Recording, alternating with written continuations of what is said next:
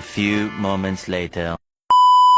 Assalamualaikum warahmatullahi wabarakatuh. Halo semuanya, saya adalah guru SD pada tahun 2035. Pada video ini saya akan membahas tentang prediksi pendidikan di tahun 2035, khususnya mengenai ketergantungan AI pada tahun 2035 di sekolah dasar.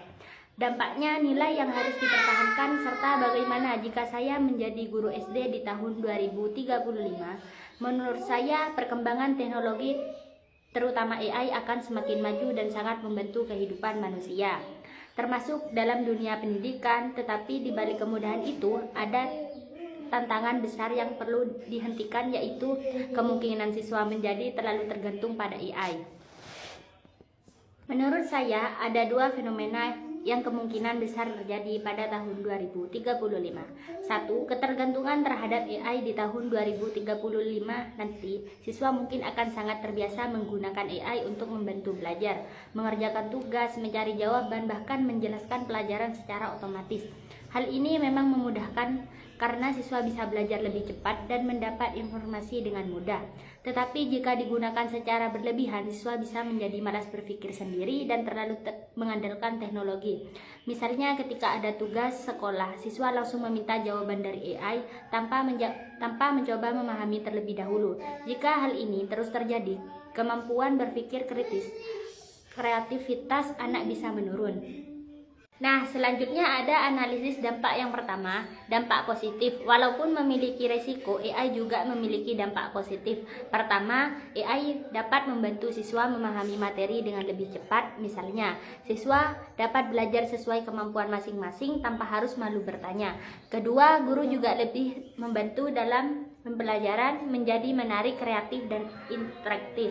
Ketiga, akses informasi menjadi lebih luas sehingga siswa dapat belajar banyak hal dengan mudah. Dampak negatif, namun ada beberapa dampak negatif yang perlu diwaspadai. Pertama, siswa bisa menjadi terlalu tergantung pada AI sehingga kurang terbiasa berpikir mandiri. Kedua, kemampuan sosialisasi dapat menurun karena terlalu sering menggunakan teknologi. Ketiga, siswa mungkin menjadi kurang menghargai proses belajar karena semuanya terasa instan. Pengaruh terhadap perkembangan siswa SD. Jika tidak diawasi dengan baik, perkembangan karakter siswa bisa terganggu karena mungkin menjadi kurang disiplin, kurang percaya diri, dan sulit menyelesaikan masalah tanpa bantuan teknologi. Karena itu, pengaruh AI harus tetap didampingi oleh guru dan kedua orang tua, agar teknologi menjadi alat bantu belajar, bukan pengganti cara berpikir siswa. Walaupun teknologi berkembang pesat, menurut saya ada beberapa nilai penting yang tetap harus diajarkan kepada siswa SD. 1. Gotong royong. Siswa tetap harus belajar bekerja sama dengan teman, bukan hanya mengandalkan teknologi. 2. Empati. Anak-anak perlu diajarkan untuk peduli terhadap orang lain dan memahami perasaan teman-temannya. 3. Kesopanan dan etika. Meskipun hidup di era digital, siswa harus tetap menghormati guru, orang tua, dan sesama. 4. Cinta budaya lokal. Budaya daerah tidak boleh hilang karena perkembangan teknologi. Anak tetap perlu mengenal bahasa daerah, permainan tradisional, dan budaya lokal. 5. Kepedulian sosial. Siswa perlu dibiasakan membantu orang lain dan tidak hidup secara individu.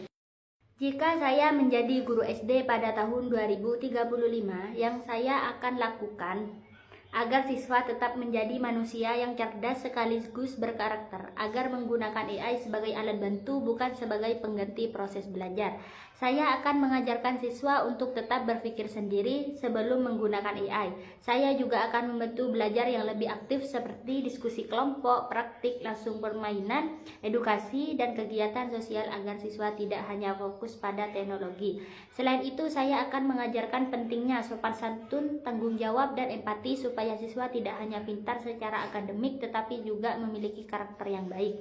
Menurut saya, pendidikan di masa depan bukan hanya tentang kecerdasan teknologi, tetapi juga bagaimana membantu manusia yang tepat memiliki hati, moral, dan kepedulian terhadap sesama. Sekian video refleksi diri saya. Terima kasih. Assalamualaikum warahmatullahi wabarakatuh.